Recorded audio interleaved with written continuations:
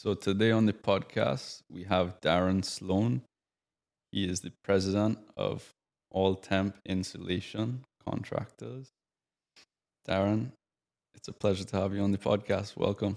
Thanks, man. I appreciate you having me on. All right. So today we just want to learn, a little bit about your story, what you see in the industry, just the overall scope of what All Temp does, everything you see in the industry. So I guess we could start. Tell me about your story. How do you get into being a mechanical insulator? Was that always your dream? What was your path to get in here?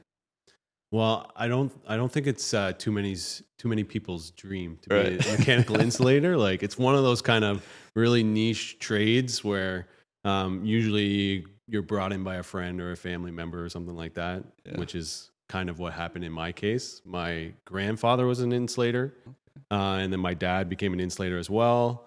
So then naturally it kind of, the third generation kind of was just naturally gravitated towards that for me. I did fight it though. So like my parents, growing up in like the 90s, they were really pushing the college university path. As I'm sure like a lot of people in my generation were along that path as well. So I did the whole university thing. Like I went and studied biology in University of Windsor, and then I even worked abroad. But eventually, like I just couldn't pass up the opportunity to kind of join my dad in the family business. So when I came back from working overseas in Japan, then I ended up jumping in, and I had done it in the summers and like on the weekends. Like my dad had made me work during when I was in high school and stuff like that. A summer job kind of thing. Yeah, but I really didn't like it. But I don't know what it was. Like itchy insulation. Just the hard work of it. Maybe like I guess I didn't really like, but it's something I've definitely grown to really love and be passionate about. Absolutely, that's wicked. I didn't know you were third generation. That's funny. I'm actually third generation in my side of the business as well. So similar story to you. My grandfather got into pumps and things like that. My father got into it after him, and now same thing. I wasn't interested at all, growing up kind of thing, and now it's just like you with insulation. It's all that I do, right? It's all that I think about. And right. So tell me about Japan. What's the story behind that? You said you spent some time in Japan. Oh, Japan. When I graduated university in 2009. So it was like kind of, the economy wasn't the best then, and it was a little bit hard to find a job. So I was working for my dad as well, and just kind of on the hunt for jobs. Like I didn't really want to go back to school. Originally, like I maybe thought about being like a doctor or something like that, but I never really had like a defined goal or dream job or something. And I was just done with school. I didn't want to go back anymore. So I was just applying for jobs, and this an opportunity to teach English in Japan popped up, and I was like, what the hell? I'll apply and see what happens. So I apply and I get the interview, and then I got to the group interview, and each stage I'm like, I'll just keep going and see, maybe I'll probably just, I won't go, but I'll just go through the process or whatever. And then before I knew it, I was on a flight and I hadn't said no, and I kept going. And, that's incredible. I just went and taught English. It was a really cool experience. So how long did you live there for? Just over a year. So how's the Japanese culture different than ours? What was it like living there? Tell me about that. It was really cool going to Japan. So like really friendly people. It was really fun. And everyone really treated me really, really well. Like I was really fortunate. Like I almost felt like a little bit of a rock star over there. Like everyone just loved the Canadian, the Canadian hockey player or whatever. Not that I was a good hockey player or anything, but I played hockey from Canada, and they're like, so it was pretty fun. Teaching it ended up not really being my thing. Like, I did like it while I was there. I liked my students, like helping them, learn how to speak. It was more of like a casual conversation school. So I didn't really need to like teach grammar or anything like that. But yeah, it was really cool. All right, so tell me a little bit more about the mechanical insulation industry, right? I don't know much about insulation myself. Like I say, I'm into more the pumps. We do some plumbing, that kind of stuff. Right. Tell me about the insulation side of things. Why is that important for the industry? What's the real value that the insulation brings? Yeah, good question. Yeah, like when you're like, you and me both deal with a lot of facilities, buildings, like commercial, residential, industrial buildings. Like insulation, it really comes down to three things for me. Well, the overarching theme is protection. Right. Like you're protecting your personnel and your people on site, like maybe protecting them from hot and cold surfaces by having those insulated. You're protecting equipment and the buildings themselves from damage. Let's say from weather, if ductwork or piping outside is exposed to the elements, you're protecting those systems. And inside, protecting from things like condensation, because that can wreak havoc inside a building. If you got some water dripping down from some pipes because of condensation, it can lead to mold or water damage on ceiling tiles or whatever it might be. So you're kind of protecting the buildings themselves. Right. And then one of the major things that's been really highlighted over the last few years is protecting the environment. Right. So when you're insulating your systems, like your heating and cooling systems, you're bumping up that efficiency, and you're reducing your carbon footprint, lowering energy costs, that kind of things that can be really beneficial to the buildings and the companies that we serve. So yeah, absolutely. Do you see a lot of energy saving potential on the insulation side? Like I know that is sort of that's what everybody wants right now, right? On the government side, on the private side, everybody wants environmental sustainability. Yeah. What's the insulation's role in that side of it? Oh, a major role. So yeah, like one little example is an 8-foot section of a steam pipe, right? Like operating at 350 degrees Fahrenheit. Like you insulate that and you offset like 20,000 pounds of carbon dioxide. Like you can just that amount, like you insulate with 2-inch thick. I could actually like forward you maybe like some of that data. Like it's pretty crazy. Not all building mechanical systems operate at such a high temperature like that, but that's just a glimpse of what it can do, like the power that it can have. So I see it a lot in a lot of facilities where insulation is maybe neglected over years, and you've had like repairs and things like that. So you'll have like a patch here and patch there, and like a few feet here and a few feet there, and that, like it's all holes in a bucket, right? So you patch up those holes, you can improve your efficiency. You're improving the bottom line a little bit, and then it's something you can do immediately too. Fix all those little issues with insulation, improve efficiency, and then you can kind of save up for some of these capital projects where you're actually converting the technology and working towards like net zero. And so you find they actually see a big difference on their bottom line when they're actually insulating, and they getting the savings from that on the building side, or the owner side? Yeah. Depending on the system, for sure. Right.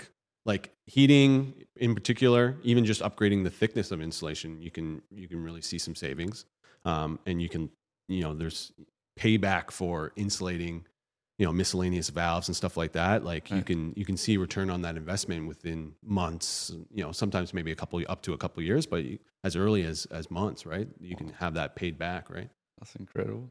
Yeah, it's pretty cool. That's one of the things that it's exciting to see, like the impact that you can have. Yeah, that's like incredible. Yeah, well, one of my favorite things to do is bring an infrared camera to site, especially for these like heating systems. Yeah, and you can do these before and after pictures, and you can really see the difference, right? Yeah, I've seen some of your stuff on LinkedIn.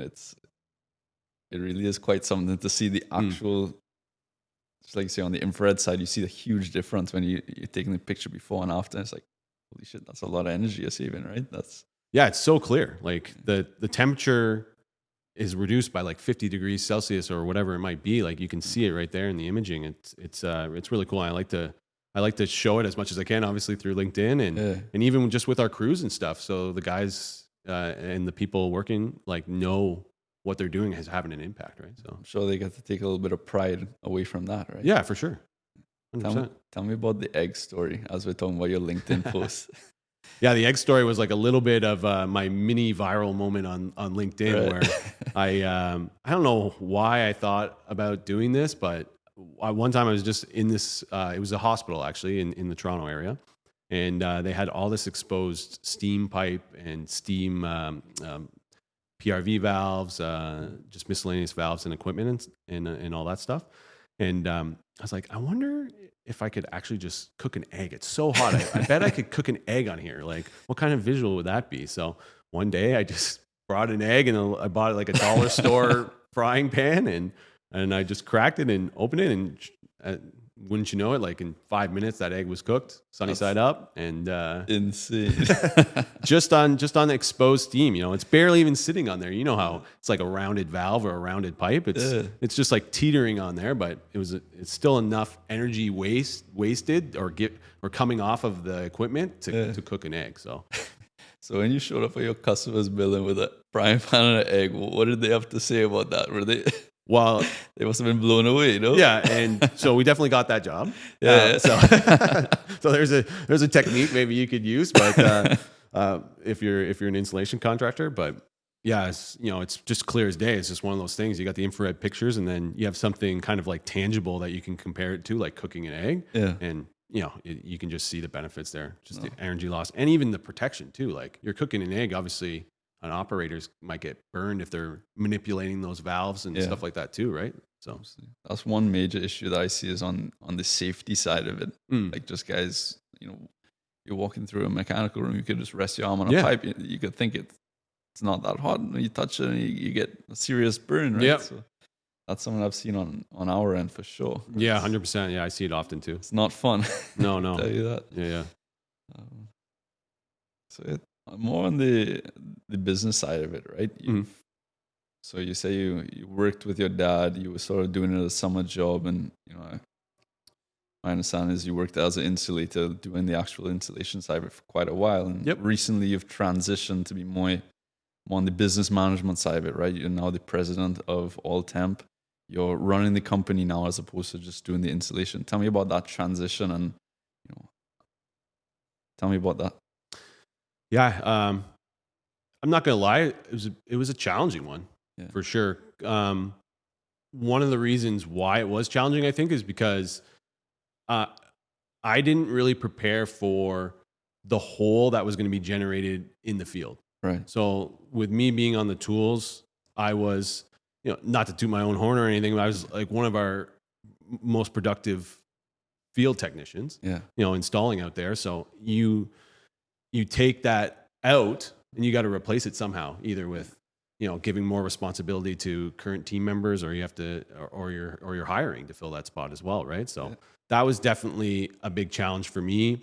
Obviously my time had to be allocated to different tasks, switching from, actually installing, to more of management or like revenue generating activities. So it was definitely an adjustment that I wish I had planned for a little bit more in advance. Like if I could, there's a lot of people in this same situation. Absolutely. Like you too, right? Like you're kind of taking over for a family business, right? Like and that's kind of how it is typically done in construction and in the trades as well. Like so, like if I could give a tip, it would be kind of plan it out a little bit. I always kind of pushed it off, being like, you know what, like I'm gonna have so much responsibility in a few years, so I want to minimize that for now and put it on the back burner. But really, I wish I would have planned it out. Right. Started figuring out how I was going to replace myself before actually moving into a management role. So I did it the opposite way. I moved into that management role, and then I had to figure out how I was going to replace myself, like on the fly. So how did you deal with that transition? Like you mentioned before, that's a big issue that a lot of the tradespeople face, that issue, right? You start out sort of as a one-man show. Maybe you bring on a couple guys with you, but you're still on the tools, you're working. But at some point, you kind of have to transition from the tools, just like you did, and get away from that. How did you handle that? What was your sort of strategy? Was it sort of just patching the fix once you saw it, or patching the hole? How did you deal with it? Yeah, that's pretty much how it was. Like I said, like I wish I would have planned better, and I wish I could say, hey, like this is 1, 2, 3 step you got to do to move along. I didn't do that, but how I did manage was just, identifying team members that were ready to take on more responsibility, and then really just learning to delegate. So you can't do everything yourself. Yeah. Like you mentioned, like being a one-man show, you're doing a little bit of everything. Yeah. You gotta step back and focus on different things. So, you're going to focus on more business development, that kind of stuff, less install. So it's just kind of shifting your time, what your time is allocated to, and also just being able to delegate that to confident team members. So you really need a solid core team with you. That's sort of how we operate as well, right? You have your guys that you really have to trust them and put that emphasis on their ability. So I guess that's probably how you took it on and just brought guys under that. And how big is your team? What sort of company you guys run in there? We're a small contractor, so our total team is 8. So, okay. And we've been similar size for many years. Yeah. My father was comfortable at that time, at that size. Yeah. I'd like to grow, so I have like some aspirations to maybe grow a little bit bigger. But so that's where we stand right now. That's interesting. So tell me a little bit more about that. Like, what's your dream for the company? Where do you see All Temp in 5, 10, 15 years? Where do you see All Temp going? Oh yeah, obviously I'd love to just create more impact. So like we're a small company, so the bigger that we get, the more people that we can kind of help and spread awareness to our industry and the benefits that it can have. So, I'd love to eventually have some big shop, have a big team. Like that's kind of my near-term focus is going to be kind of building that team. Okay. Like building a kind of an executive to kind of move forward with, right? Like a management team. So that'll be the next kind of phase of growth, I guess. So. Yeah. So tell me a little bit more about the team, right? I face these issues on not so much issues, but how do you keep your team motivated? A team of 8 guys, it doesn't sound like the biggest number, but it's still 8 people that, you have to support their families, themselves, and, you sort of have to support their dreams and help them want to grow with you as you grow, right? How do you keep your team motivated at All Temp? Yeah, that's a good question. Like, I think it seems to be a trend in many workplaces now where people want to kind of know what their purpose is, like, what kind of impact they're having to make the world a better place. So I kind of try and highlight those things. So, a lot of people obviously are motivated by their salaries and the income that they can make to support their families and stuff. But like, I like to kind of showcase the next level, like, the impact you can have. Like I mentioned, like, we're working in places like hospitals and schools. Maintaining that infrastructure is important for society, right? So I think it's important for them to know that. And I try and communicate that and hope that the guys, it helps them take pride in the work that they do. So that's incredible. Do you face, like, as you grow, are you facing sort of staffing issues in the sense that I know a lot of what's going on the trade side right now is people are having a hard time finding good guys, right? Yeah, there's people you can find, but it's like finding great tradespeople that really take that pride in their work. Do you have those same sort of issues, or have you really sort of narrowed down, your recruiting side of it? Yeah, I think it's pretty universal, like those issues. So yeah, obviously, like I think we share those challenges, particularly in our trade too, because when you think of construction workers or tradesmen or tradespeople, like you're not thinking mechanical insulator, you're thinking like a plumber or carpenter, electrician, that kind of stuff. You're not thinking mechanical insulator. So I think particularly our trade has a little bit more of a challenge with it just because it's not like one of those sexy trades. But at the same time, I think that's why things like this are important, like doing podcasts, making content on LinkedIn and all that kind of stuff, where I can, or installation contractors can showcase what our trade is about and the impact we can have. And I think that can only help, right? So, absolutely. Yeah, that's incredible. So that's sort of your strategy in terms of getting people excited about the industry and make it a little bit more that sexy trade kind of thing to get people to want to do it, right? Yeah, 100%. I think that's part of it. And hopefully, maybe somebody watches something or sees a post or listens to this podcast, and maybe they're interested, and maybe they might reach out to a local union hall or a contractor and see if if there's a place for them, right? Absolutely. So tell me about, we could transition into, do you have any advice for younger contractors, not younger contractors, but younger tradespeople? Maybe they're interested in getting into the mechanical installation side of things. Even if, let's say it's a high school student, he doesn't even know about mechanical installation, right? What's your advice or sort of the career path for somebody that wants to go into that industry? Yeah. Well, first of all, I think you got to have a certain level of self-awareness, right. Figure out what you want to do. Like, it took me a while. Like, I was bouncing around, went to university, went across to Japan and realized what I wanted to do. I wanted to kind of work with my hands. I wanted to, bounce around to sites. Like, so if that's something that you find appealing, where you don't want to be in a desk every day, every minute of every day, you want to, be able to step back at the end of the day and you've built something, or you've helped build something, then I think, that's a good start.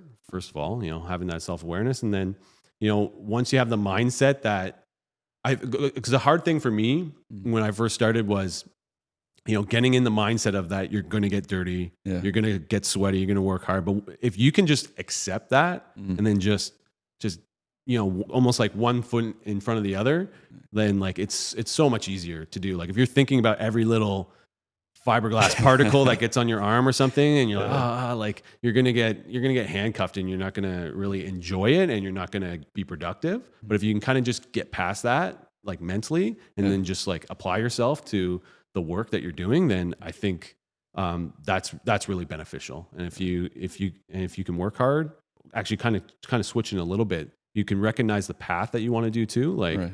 So let's say you want to just be the best installer that you can be and make these like, these nice pieces of art that like help these buildings in their own ways.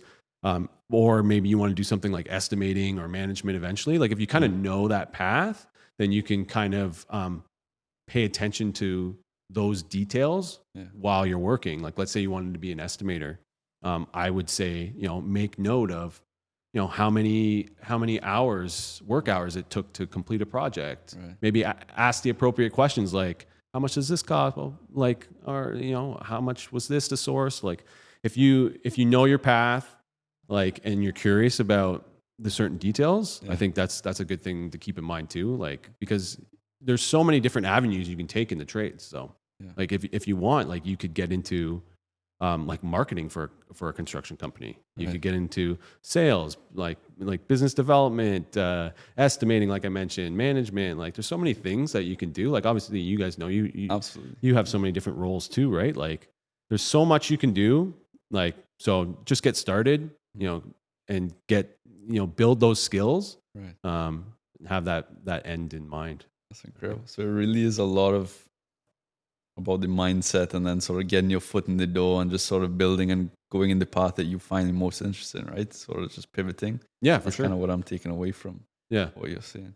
Something that I listened to you on the Construction Life podcast, right? Shout out to Construction Life. Manny? Yeah, shout out to Manny. Yeah. So I listened to that on my way here, actually. And one of the things you said that was very interesting was that at first you weren't interested in becoming a mechanical insulator, right? You kind of wanted nothing to do with it. We had mentioned in the podcast that sort of through many years of just building your expertise, now that's your core area of competence in a sense, right? It's sort of that business and the things around it.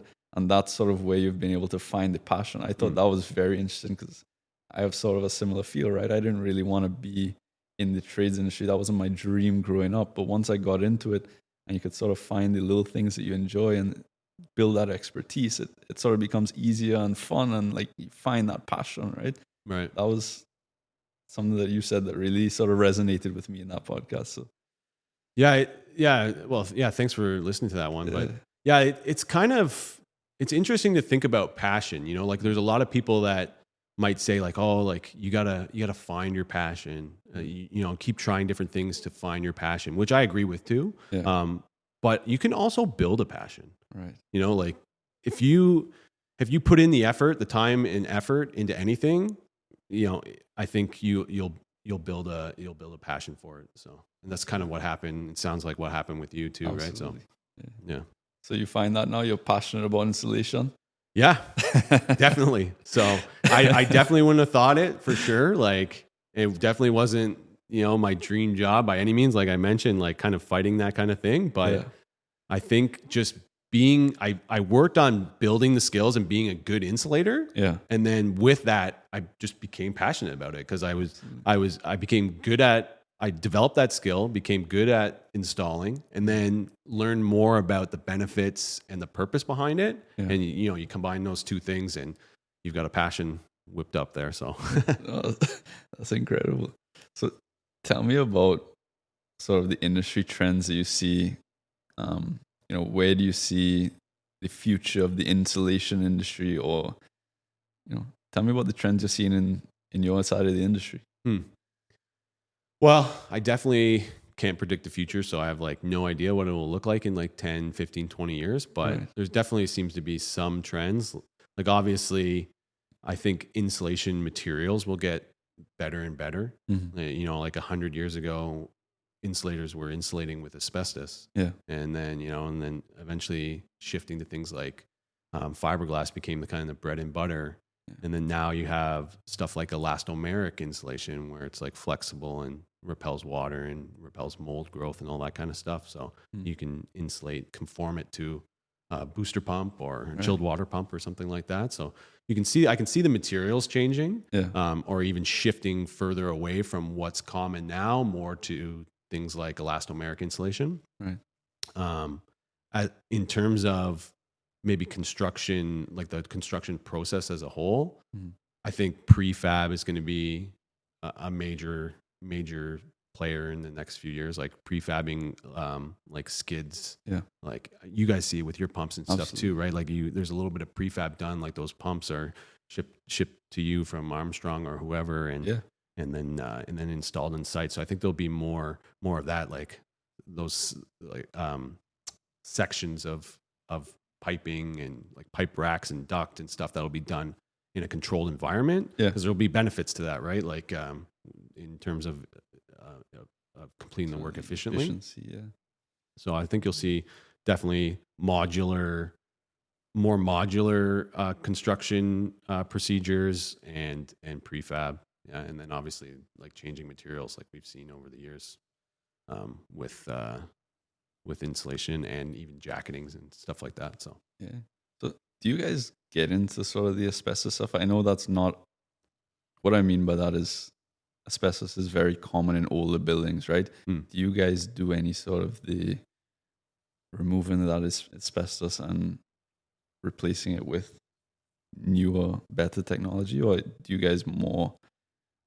Is it that somebody else takes care of that side, like removing the asbestos side, and you guys do the new installation? How does that side of it work? Yeah, like we're part of projects like that, right, but we don't actually do the abatement of asbestos. But we do partner with asbestos abatement companies, where we'll come in after the fact and upgrade the insulation once it's been removed. So it was just something. So there's a lot of contractors that do both. Yeah, it was just something we never had the experience doing. So you guys have sort of really narrowed down your niche and you focus on getting it done once the asbestos is sort of abated. Yeah, exactly. So great. But it's still pretty common though. It's definitely something to be mindful of. I'm sure you guys are too on site. You probably see it in some of these older buildings. So you know, whether you're a building operator or a contractor, it's something still to be wary of. You know, you might come in contact with that kind of stuff. So no, it poses a major health risk, right? We've sort of ran into that in some of our installs, and we, you know, not only does it stall the project, but you know, once you see it, it's there, you know, you guys start to get concerned, right? It's like, oh God, we're around asbestos and it is a major concern, right? So it's definitely something to navigate. You know, in these older buildings, like definitely in and around the GTA, like, you know, it's something you got to be mindful of, and so hopefully the building's aware of it too, and you know they'll. If it does come up, it can be handled appropriately. So, from your perspective, right? I know what got me interested in the insulation side. For me, I'm a very visual person, right? So when I saw sort of the beauty of the installs that you guys did, I mean, it takes just a regular plumbing install, takes it from that and just pipes and everything to like, it's almost like a work of art. How important of a role does that visual aspect play on the insulation side? Oh, it's a big role, I think. So, Right. because when you walk into a mechanical space, like, what do you see? Like, Yeah. a lot of the times you see insulation on top of the pipes and the ducts, right? Like, Yeah. you're not seeing the raw piping; you're seeing the thing insulated. So, I think it plays like a big role, you know. And I kind of like to push that on our team.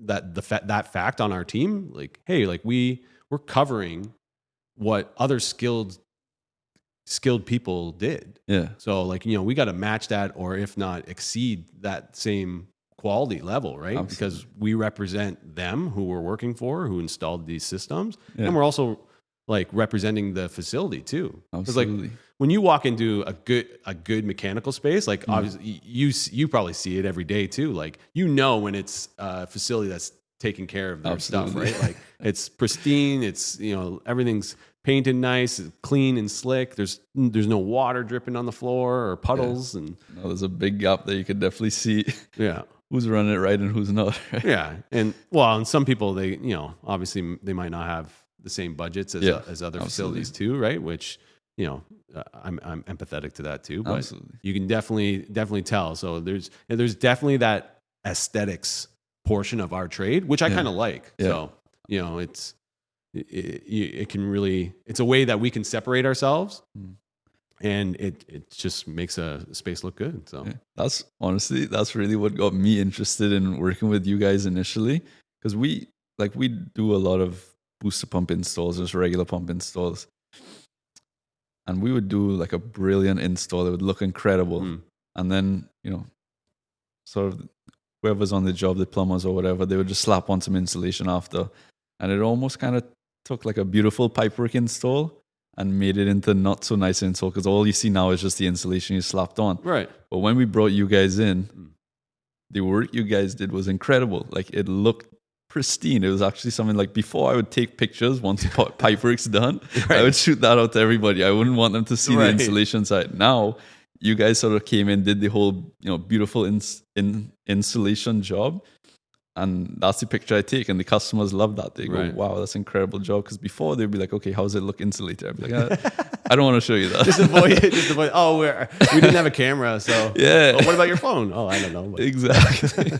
So I would just say, yeah, you know, the insulation guys came after I left, kind of thing. You know, I would kind of hide from it, but now, you know, we're really able to take that pride in our install, because you guys have really helped us on that. Yeah, I really appreciate you saying that. So, and yeah, like I definitely agree. Right. So, like, you want to be able to show both pictures, like the pipe before and after installation. You definitely don't want to hide from it. Right. So, exactly. Yeah. It's the final product. Right. So, so tell me a little bit more on the personal side. Like, you're running a business, you guys are in a busy trade. I'm sure it gets a little hectic. How do you balance your work life and your personal life, right? That's a huge thing, is the work-life balance. Tell me what you do to, you know, I know you have a family, you have kids. How do you balance that life? Yeah, it's tough, especially, you know, recently taking over operations of the company. It's, you know, there's a lot on my plate. So, yeah, it's tough. I don't know. Balance almost seems like not the right word. There's not. It doesn't feel like there's balance, but it's okay too, because like we were talking about earlier, it's my passion now. It's kind of like what I do. Like, you know, maybe like 10 years ago, I would have been playing video games all the time when I got home, but now I'm like on LinkedIn, or I'm thinking about what I can do for some content, or what I can do on this next project or whatever. Like, it's what I'm thinking about. It's my passion. So, but I think, in terms of like balancing with or juggling with your family and your friends and some of your hobbies and stuff, like, I think what's helped me is making the effort to schedule, right? Like being intentional with your time. So like knowing that I'm going to have pickleball on Tuesday nights. Like, you're a fellow pickleball Absolutely. player. So I that's just locked in. And I got hockey on Wednesday night. Yeah. And, you know, I know that I'm going to be doing movie night with my boys on Friday night. Like, it's these things that if they're like locked into the schedule, you'll make time to make it happen. Or whether it's whether you want to go to the gym or like anything really. If you prioritize it and schedule it, then you can make it happen. Because if you don't schedule, at least in my experience, it just doesn't happen. Yeah. Like if I don't make time for vacation, I won't be going on a vacation. Like you've got to make the time. That's what I can say to maybe balancing. So you really have to prioritize your personal life as much as you prioritize your work life in a sense. Yeah, and then intentionally schedule it. I at least for me, like I can't just go like kind of like play it by ear and like I'll get to exercising or whatever. It's like, no, I gotta do it at this time. Hopefully throw it in the schedule and then kind of like live by that, right? So absolutely. I know for me that's one of the hardest parts is balancing that sort of work-life balance side of it. For me, what I do is my fiance, she really pressures me on that side. Like I won't take a vacation left unchecked, but she'll be like, no, we're going on a trip. So I'll be like, okay, you know, we have to go on that trip kind of thing. I'm sure your wife probably plays a big role in that side of it for you as well, right? Oh, for sure. Yeah. Like definitely helps like ground you a little bit and make you realize what's important, make sure that you got the time to be with the family and all that kind of stuff. So yeah, I definitely feel that as well. So I saw on LinkedIn when I was researching this, right? I saw that you wrote a children's book. That was something I never knew about you. So tell me about that. Yeah, a little surprising, right? Like a mechanical insulator who wrote a kids book. So. I saw it. I saw author, and then I saw the title. So I clicked the book. I was like, no way, Darren wrote a children's book. And then so I was checking. I was like, did he write this, or like what was your role in that? So I saw you wrote it. So I was like, okay, tell me about that, man. Well, you know, that kind of came out of COVID. So, you know, during COVID, we were locked down at home, and one of the things that came to mind to do was to make a story. Like my boys were really small at that point. Yeah. So I was reading a lot of kids books to them. Okay. And you know, you're reading some of these kids books, nothing against like children's authors or anything, but sometimes like it seems so random what kids like. Yeah. And like it's just like, I bet I could do a kid's book or something like and I've always had a fascination with like sci-fi and space and that kind of stuff, so it just seemed fitting for me to try and pass that along to my boys, and so I wrote a book about a little spaceship, and it was a cool experience. It was more, in retrospect, I wish I would have spent a little bit more time on it. I kind of just rushed it out I almost made it a challenge to myself, like hey, like I think I can do this, and let's see if I can. It was almost like a experiment rather than trying to make the best possible story and product that I could. Yeah. I kind of just wanted to see what I could, or that I could do it. And yeah, like with technology and the resources that we have nowadays, like it was pretty easy, you know. Like spend some time actually like writing the poem, which then converted to like a story, and then with resources like Fiverr. I don't know if you've heard of Fiverr before. Absolutely. I managed to get like an illustrator, freelance illustrator through that, and you know, we worked through some storyboards and stuff like that, and managed to put something together, and then just sold it on and then just hosted it on Amazon. So I didn't even need to make any copies. Like it's just made on demand when somebody buys the book or whatever. No so they'll actually go through and print it and everything, or is it mainly on really? Yep. That's incredible. It's like made on demand. Like Amazon actually has their own like department or facility that does this kind of thing. So if you upload all like the product, then they can manufacture it and ship it, obviously when it's ordered. So I did not know that. That's incredible. Yeah, it's expensive to do it that way. Yeah. Like for like a $10 book, for example, like I don't mind sharing, like I actually get $1. So $9 goes to Jeff Bezos and Amazon. Yeah. So it's not really, but it wasn't really about making money or anything. Yeah. It was kind of doing the challenge. Yeah, it was the challenge, and then also, you know, kind of showing my two boys like what you can do, right? So did you read it to them when you were done? Of Oh, course, yeah, you yeah. must have, right? Oh yeah. So like they were like super about it for maybe a few weeks, Yeah. and then it was like, we have tons of books at home too. My wife's a kindergarten teacher, so Okay. she's got tons of books and resources and stuff. So it was a hot topic for a small time, and then it was gone. But So at some point they're like, all right, what are you doing next? yeah, or let's go to the next story. But I've had some buddies like that I play hockey with and stuff that they'll tell me like, hey, like my kid just loves your book, like Oy, yeah, that must like feel incredible. we read it like at bedtime all the time, like. But so yeah, that feels good. But yeah, how long did that take? How long did it take to write the whole book? And everything?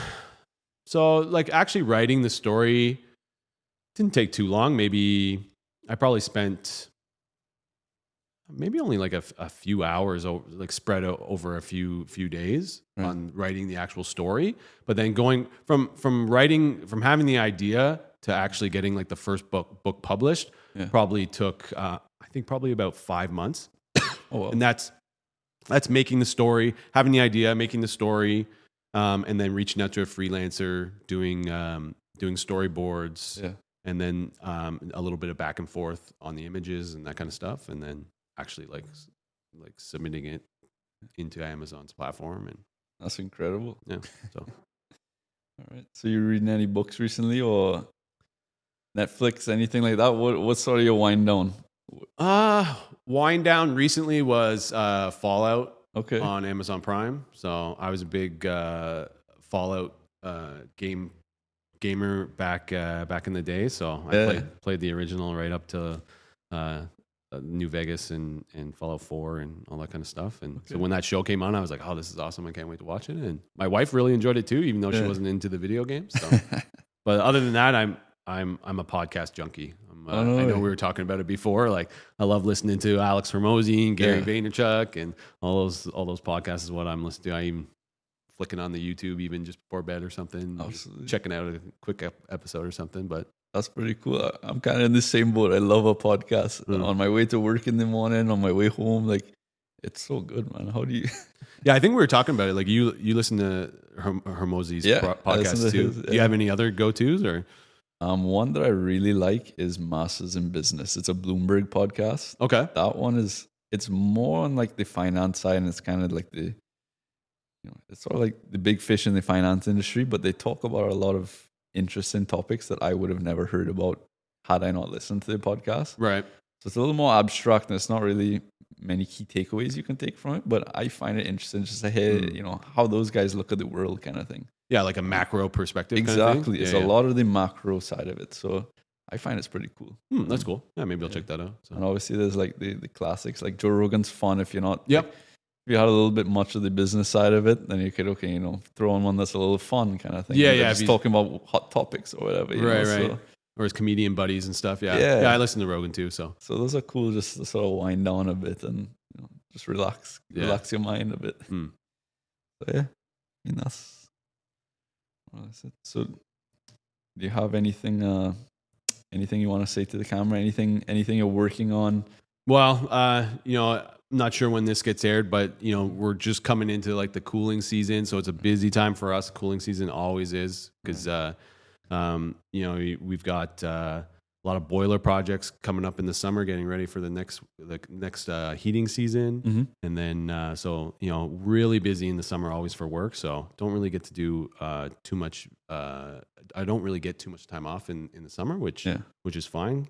But coming up to cooling season, I know a lot of people that might listen to your show are in the building maintenance, property management space. It's just if I could just bring up one thing, it would be to check the cooling systems. Because those once you switch over to cooling, then you got you're gonna have sweating and condensating and all that kind of stuff. So no one wants to have that stained ceiling tiles and all that kind of stuff. But yeah, that's so.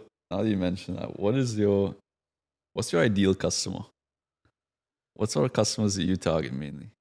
Well, we've kind of got like two two target customers, I guess, if you're going to word it like that. Like Right. we work with mechanical contractors as a subcontractor on maybe like new construction or retrofits. So there's that lane of our business, Right. and then another lane of our business would be working direct for facilities. So doing like insulation maintenance or maybe upgrades for personnel protection or efficiency and that kind of stuff. Or condensation control is obviously a huge one for us, especially in the summer.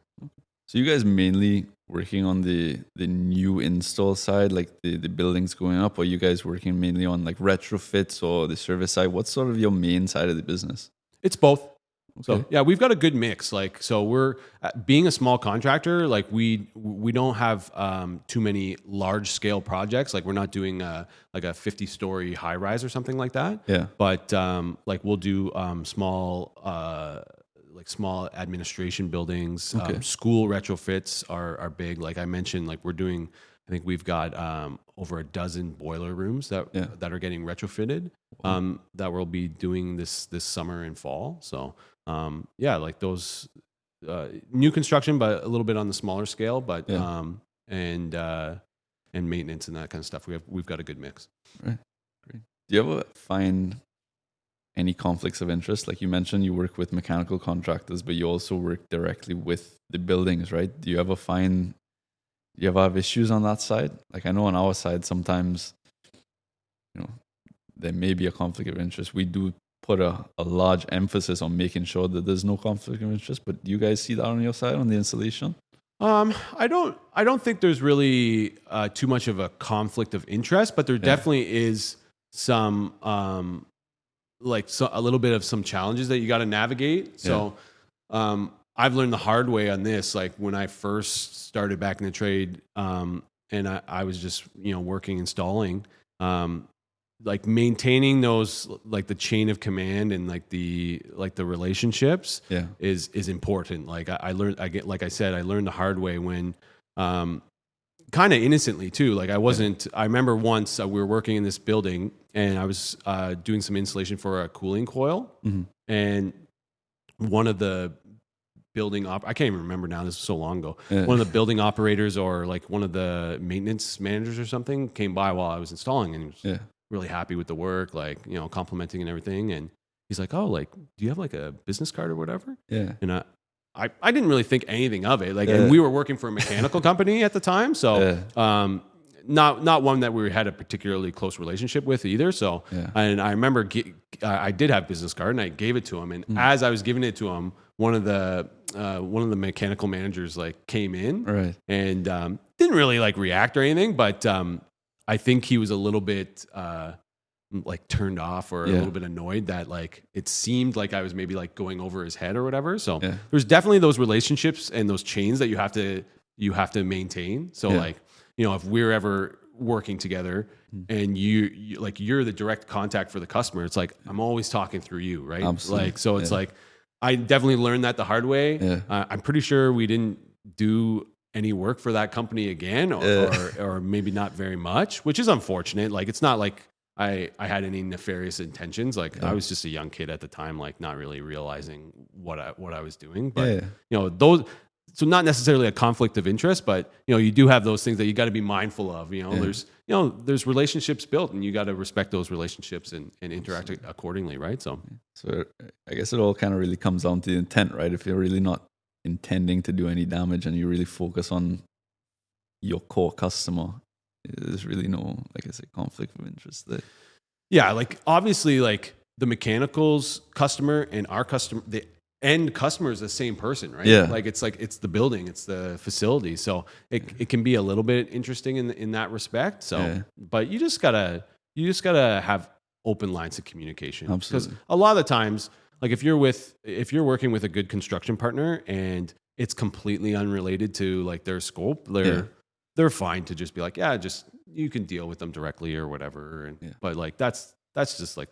And we're happy to work together with the two, like whatever they want. Like I always now I leave it kind of in their court. Like, what do you want me to do? Like, do you want to work on this together, or do you mind going solo? So Like, yeah, that's definitely a good approach. Then. Yeah, like that's definitely for a subcontractor. I think that's something to be mindful of for sure. So yeah, that's great. All right. Well, it was a pleasure having you on, Darren. It really has been great. I hope we could do this again sometime. And yeah, for sure. Thank you for coming on, man. I really appreciate it. Yeah, this is a cool set too. This is my second podcast, and like this one's got like the comfy couches and everything. So it's like, well, I'm liking it. It's a good vibe. You get almost kind of lost in the couch here, right? I'm getting pretty cozy. But yeah, all right, Darren. All right. Thanks. Yeah, thanks for having me.